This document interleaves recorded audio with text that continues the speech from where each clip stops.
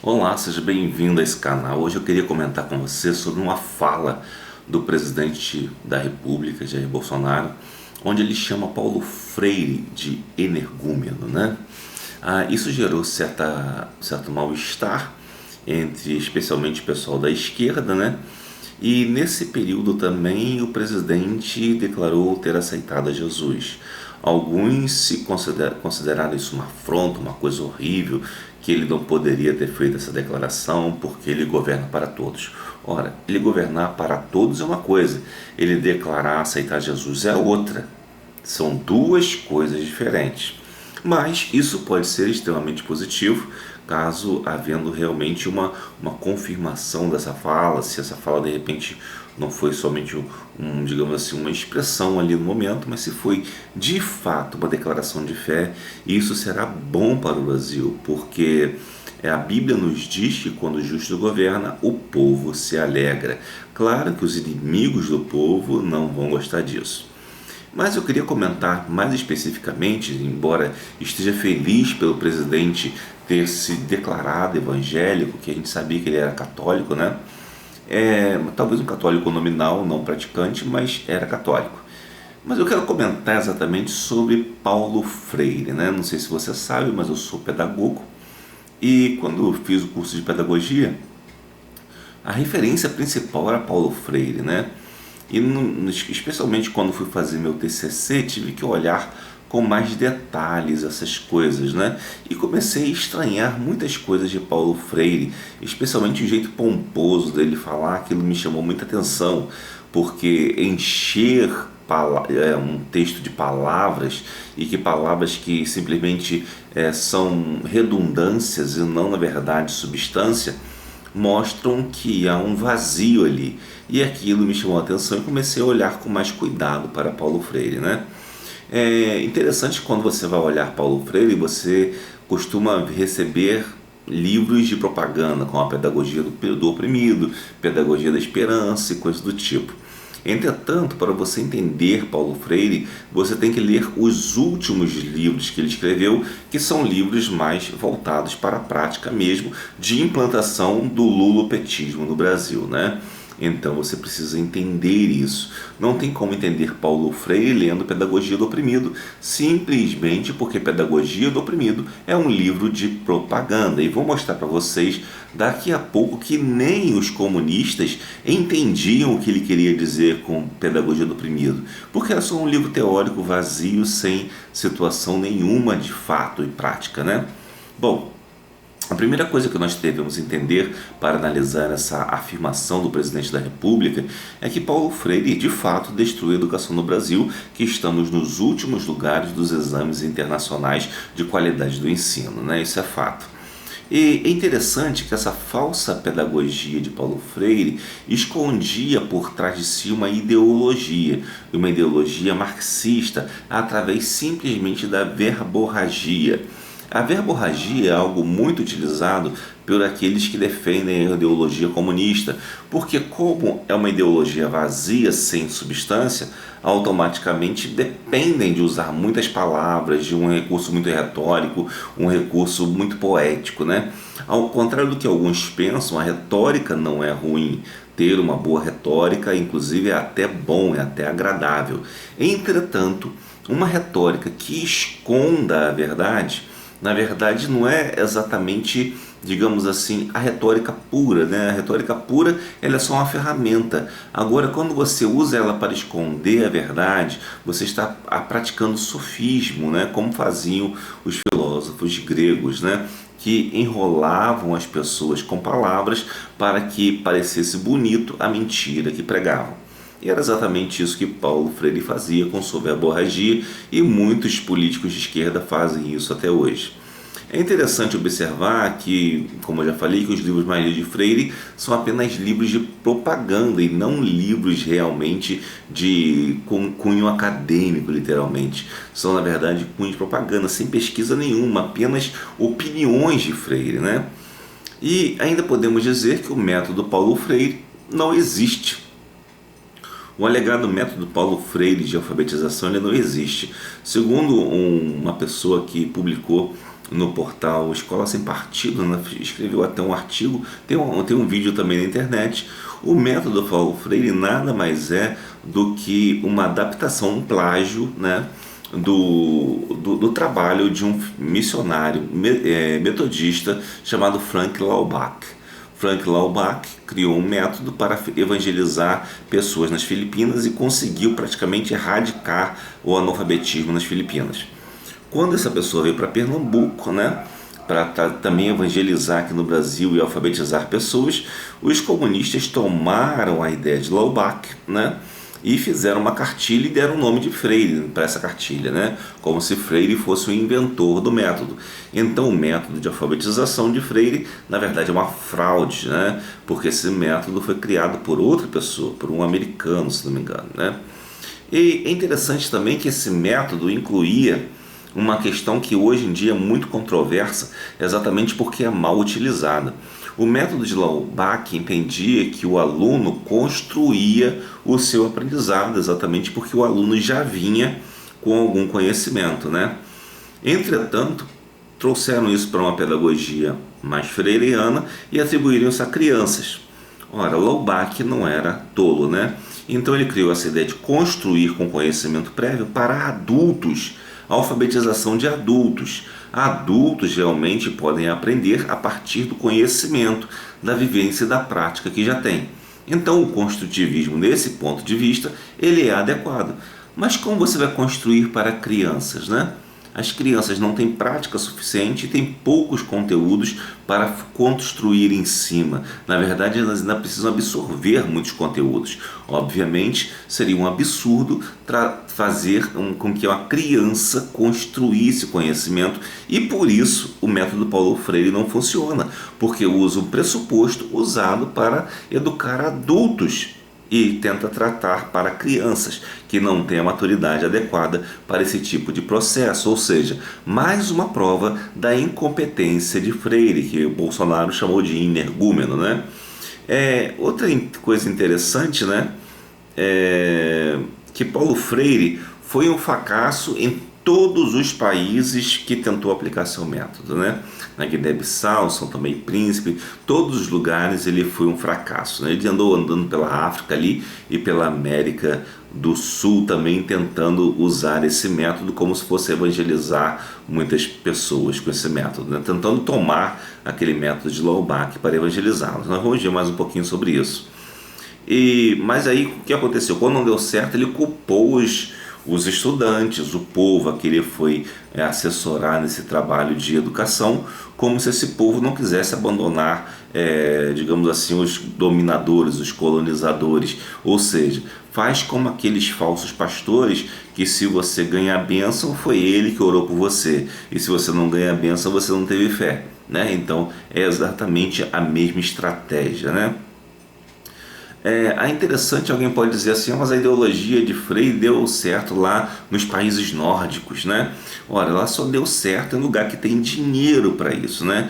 Onde, para o que ela foi feita mesmo, para a educação popular, de classes populares, ela é um fracasso.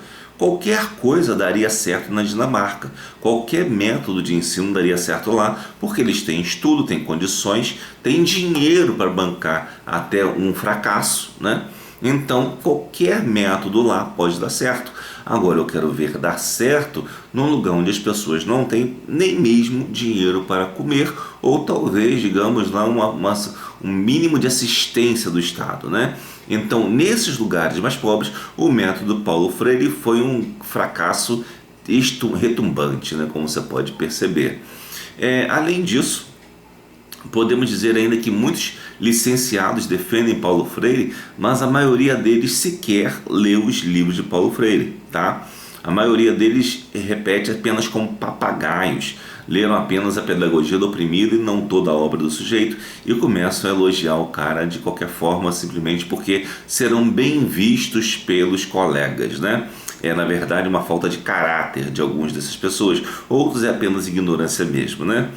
E, além disso, leiam os livros sobre o viés da confirmação, como se porque Paulo Freire disse, o livro está certo, né? como se Paulo Freire fosse infalível, os textos dele fossem infalíveis, o que aponta, na verdade, um certo ponto de vista um tanto quanto religioso, né? Freire também escreveu, ou ditou, ou narrou um livro junto com Antônio Faundez, né? Que era um filósofo, lá, professor de filosofia do Chile. E nesse livro ele dá algumas pistas que são interessantes de se analisar. Por exemplo, eles começam aqui no texto, né? Marquei alguns textos aqui, eu vou ler para vocês e vou fazer alguns comentários. Diz o seguinte: o Antônio diz o seguinte: e segundo, porque entendo que existe um abismo muito grande entre os sonhos propostos por você e os resultados do trabalho concreto da alfabetização e da pós-alfabetização. Aí já fui lá para o final, né? Mas tem mais coisa aqui, deixa eu voltar aqui um pouquinho. A primeira parte. Paulo Freire falando, né? É como se fosse um teatro, né? Na verdade, bota o nome do Paulo e ele fala do Antônio, o Antônio fala, né? Mas, se tu me permites, vou funcionar agora mais ou menos como um jornalista que nunca fui. É que conheço um pouco da tua vida no Chile, que é afinal o grande centro marcante da sua personalidade de intelectual e de homem. Acho por isso mesmo que seria importante, inclusive para a continuidade do nosso próprio livro, que tu dissesse alguma coisa mais da tua experiência de professor de filosofia na Universidade de Concepción, no Chile, universidade que era na época que estava lá respeitável por sua seriedade. Isso aqui mostra que é, na verdade, um discurso, né, um diálogo de comadres, entendeu? São amigos ali que estão um querendo fortalecer o outro. E as perguntas, mesmo que às vezes possam ser um tanto desconcertantes, elas favorecem o entendimento do outro sobre o assunto, né? Entre os dois. Ele continua aqui: para compreender o teu trabalho universitário na Europa e até para compreender a experiência mais atual, excelente acadêmica que começaste a fazer no Conselho Mundial de Igrejas, ao substituir-me no setor de educação acadêmica, não academicista, pois que a academicista se entretém com a sonoridade das palavras, com a descrição dos conceitos e não com a compreensão crítica do real, que em lugar de ser, ele também puramente descrito deve ser transformado, né? Então, a primeira coisa que eu quero chamar a atenção de vocês aqui, especialmente para o público que assiste esse canal, que é um canal evangélico, né? É que Paulo Freire, ele está dizendo aqui que, ali também o Antônio Faundez, eles participaram do Conselho Mundial de Igrejas. Não é à toa que você vê, especialmente no catolicismo, né, a teologia da libertação, que na verdade é o marxismo travestido de cristianismo, né, que destruiu bastante a Igreja Católica e prejudicou muito o Brasil, e que também foi um dos alicerces para lançar o PT às alturas, né? E ele continua dizendo aqui que é contra o academicismo, que seria de definição de conceitos, né? E não de uma compreensão crítica, de ficar raciocinando, malhando as coisas para tentar entender, né? Você vê aqui então que Freire é contra conceitos. E é interessante que ele é contra conceitos porque ele quer construir os conceitos, ele quer tirar os conceitos da sociedade e colocar outros. Por isso ele era contra conceitos, né? Podemos continuar ainda, indo um pouquinho mais para frente, né? Ele tem um texto aqui que eu marquei, vamos ver o que ele diz. Em última instância, quando se fala erradamente em ideologia, pensa-se apenas nas ideias e não se pensa que essas ideias adquirem forças e constituem realmente uma força de poder na medida em que elas se cristalizam em nossas ações cotidianas. Ou seja, ele está falando aqui sobre ideologia e ele vai dar exatamente o plano que fizeram de ideologização da escola, né? É a partir daí que se deve começar a análise, a ideologia na ação e não na ideia, ou seja, a ideologia ela surgiria não do raciocínio inicialmente, mas ela surgiria da ação. Quando ele diz que a ideologia surgiria da ação, ele está querendo dizer que ele ia pegar ações das pessoas, especialmente ações de inconformismo, de reação aos valores morais vigentes, e a partir dessa reação eles formariam conceitos concretos, né? E conseguiriam colocar uns contra os outros para favorecer a ideologia comunista. Não vou ler o resto todo, mas o conceito é esse, né?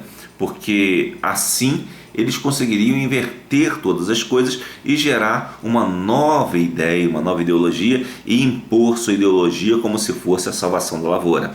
Por isso que alguns grupos, por exemplo, como negros, né, homossexuais e outros grupos, mulheres e outros grupos aí, eles são usados como massa de manobra por eles. Eles procuram ver alguma insatisfação que exista e dessa insatisfação eles manipulam até gerar uma falsa justificativa para o que pretendem, né? Então, por isso a gente é bom tomar cuidado, porque isso aqui ele escreveu na década de 80, mas essas ideias já estavam previstas há mais tempo dentro da ideologia comunista, né?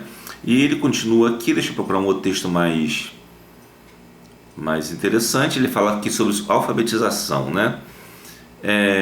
Olha só o que ele diz sobre alfabetização. Qual era a finalidade dele de alfabetizar? Acho, Paulo, que nesse sentido a alfabetização ou educação popular, como quer que chamemos, desempenha um papel fundamental, porque a alfabetização e após a alfabetização partem de certas ideias que são modelos, e esses modelos são propostos, modelos políticos, modelos sociais, modelos de concepção da sociedade industrializada, não industrializada, socializada e não socializada. Parte-se, portanto, de ideias modelo, as quais estruturam o programa de alfabetização e de pós-alfabetização. Através disso, quer-se impor modelos reacionários ou progressistas, mas não percebemos que estamos trabalhando em nível metafísico, em nível de ideias, e na verdade o que estamos propondo ao povo é uma nova concepção elaborada novamente em nossa mente. E não é o povo que elaborou essa concepção. Então, como você expõe em seu trabalho, a alfabetização e a pós-alfabetização devem partir da compreensão da cotidianeidade, compreensão que deve ser alcançada pelo próprio povo, e nós junto com ele, não que sejamos os que irão refletir sobre a sua cotidianeidade. O que é preciso levar esse povo é que juntos nós e ele realizemos uma reflexão sobre a sua e a nossa cotidianeidade. Essas palavras aqui aparentemente bonitinhas, elas estão querendo dizer, na verdade, que eles usavam a alfabetização para descobrir os anseios das pessoas, né? E distorcer a aplicação daquilo para um viés comunista, né? Essa, na verdade, é a ideia. Eles faziam um estudo como se fosse um estudo de marketing, e a partir desse estudo de marketing eles sabiam qual era o produto que aquele grupo iria comprar. Então, na verdade, o comunismo não passa de um estudo de marketing disfarçado de defesa da liberdade, né? Deixa eu pegar um outro texto aqui que seja mais adequado agora para a gente fazer um pouquinho mais rápido.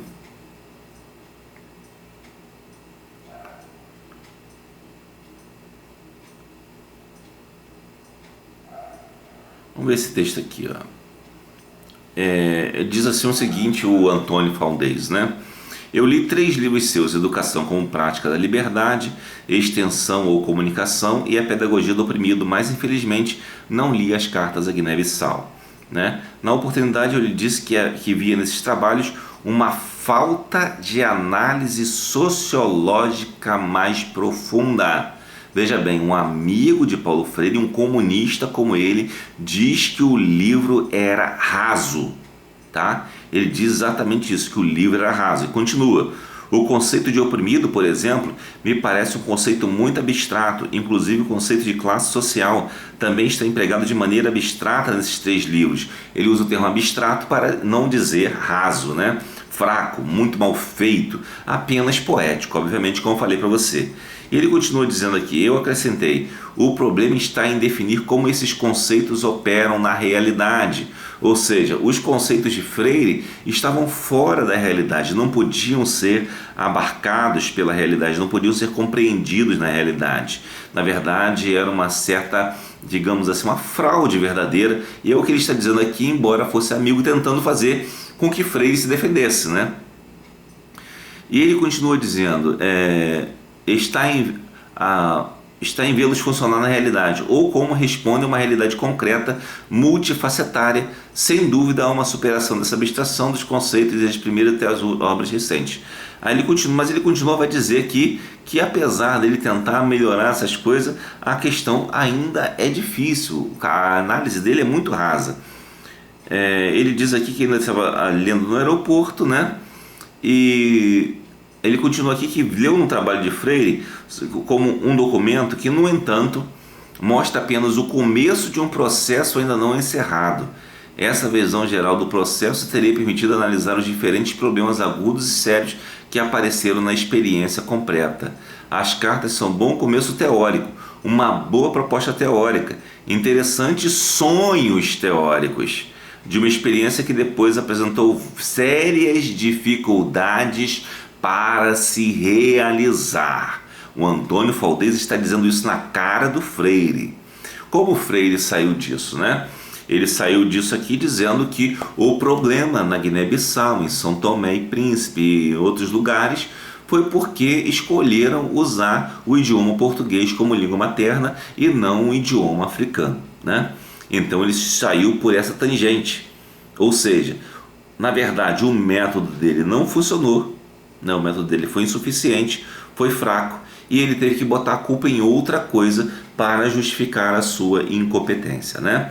E como você vê, o próprio sujeito aqui, que também era um de esquerda, mostrou que havia fragilidade nas ideias de Freire, né? Então eu quero deixar esse apanhado aqui para você hoje, dessas ideias. Espero que seja útil para você, que possa entender que realmente Paulo Freire é um energúmeno, né? Energúmeno no sentido de ser uma pessoa com um entendimento embaçado da realidade. Tanto é que Antônio Faldez disse que as ideias deles não se aplicavam na prática, né? Um filósofo chileno que escreveu um livro com ele, com Paulo Freire, tá bom? Então que Deus o abençoe. Esse foi um apanhado dessas ideias e que o Senhor possa iluminar melhor o seu coração.